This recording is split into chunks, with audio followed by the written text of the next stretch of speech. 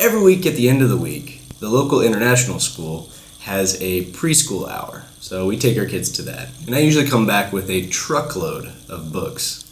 So one of the things I've been wanting to do is to actually show you some of those, just in case you might be thinking of getting some books for your kids. We've got science books on people and culture.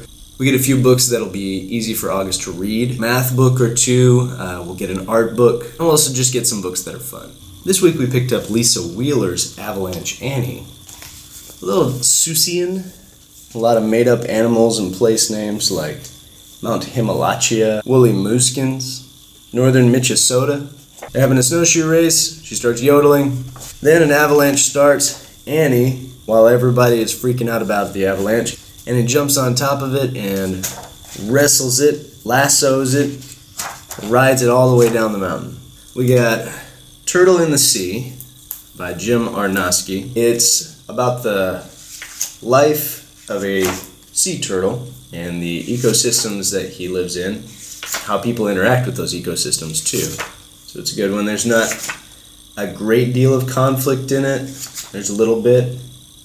If you're going to be teaching your kids about food chains and stuff like that, you'll be able to see that in here.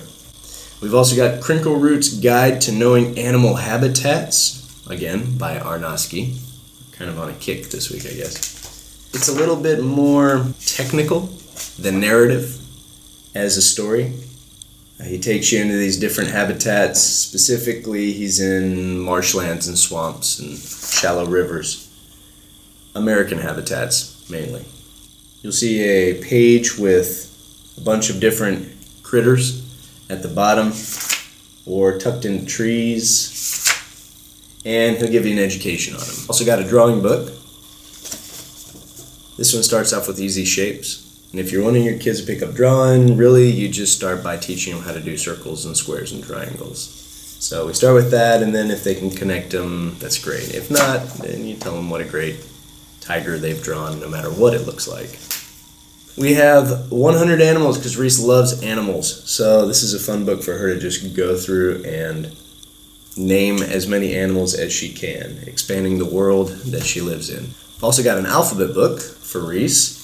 We make sure that any alphabet book we pick up has lowercase letters because we actually teach lowercase letters before the uppercase letters. I find that they're more useful because most of the words you're reading are going to be full of lowercase letters. And at the bottom of every page, you've also got a sentence that uses the letter a lot in a bunch of words. So you can use that to read to your child so that they can hear the sound of that letter in use. Or I can let August read it too as part of his reading practice. Ladybug Girl, which was about a little girl who isn't being included by her brother in his stuff, in his baseball game, and so instead she finds herself playing pretend out in the field, accomplishing lots of mythical feats and having a great time while her brother just kind of argues with his friend. By the end of the day, she returns home having had a more worthwhile day than even him. So for younger siblings that aren't being included by their older ones, it teaches them you can have fun on your own.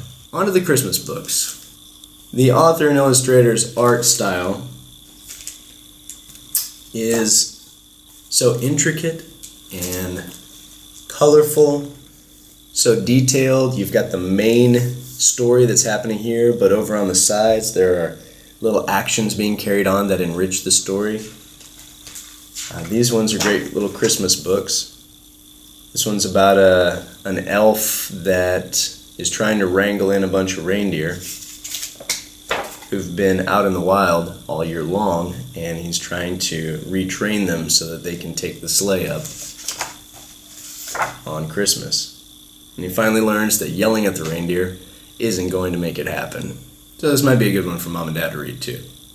Another Brett Christmas book. This one is just the poem The Night Before Christmas, told visually and with words here. Got sugar plums, Santa, a bunch of elves that weren't in the poem but are fun to look at.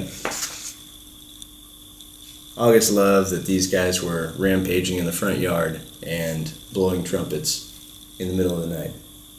He thought that was really fun. Another Christmas one was Santa Calls. in something of an Art Deco style. It tells a story about a brother and his younger sister and his friend who live out on a farm in Abilene, Texas. His aunt and uncle keep an animal phantasmagoria. One day a box arrives marked SC. They open it up and find a letter that tells them to build a craft and fly up to the North Pole. And so they do. When they get there, they meet people you would not expect in the North Pole, such as the Santarian Guard, headed by Ali Aku, and Dark Elves, and the Dark Queen. They meet Santa, they fly with Santa out into the night, battling elves, finally make it home. Throughout the journey, the brother has started to treat his sister a little bit kinder. We don't know why the journey has exactly happened, at least your kids don't. Until the very end, when you've got two sweet little note cards. One is the younger sister's letter to Santa, saying the only thing she wants for Christmas is for her brother and her to be friends. And Santa's letter back, saying, looks like it worked. Really like that one. That was a lot of fun. It's got a little bit more of a mature storyline. It feels more mature. So that's fun for kids that are growing up and you want to introduce them to more of a classic narrative structure. So those were our books this week. If you like it and you want us to do more of it, then let us know. We'll be happy to do it for you. We love reading. We love books in our family. We find that this is enough to keep our kids' interest, to educate them about the world, and it's a medium that we can interpret for them. We can kind of mediate it to help fill in some of the gaps of the knowledge that the book leaves out, or maybe to explain the story if it's got some elements in it that the kids just don't understand. They don't understand why somebody would do that sort of thing. So let us know about some of your favorite recommendations, especially Christmas recommendations. What are some of your favorite Christmas books? Pop them down in the comments right there. We'd love to hear about it. Until next week, Merry Christmas.